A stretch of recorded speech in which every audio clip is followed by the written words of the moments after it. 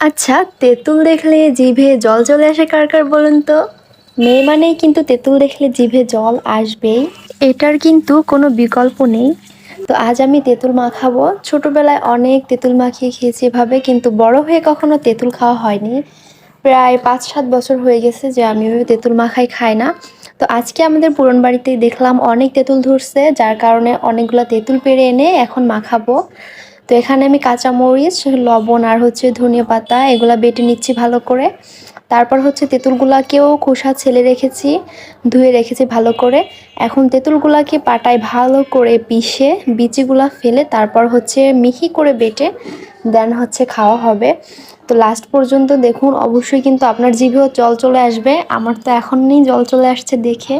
যদিও আজকে দুপুরে খাওয়া হয়েছে, তো অনেক দিন পরে তেঁতুল মাখা কিন্তু ভীষণ ভালো লাগছে আমার কাছে। পার্সোনালি আমার বাসার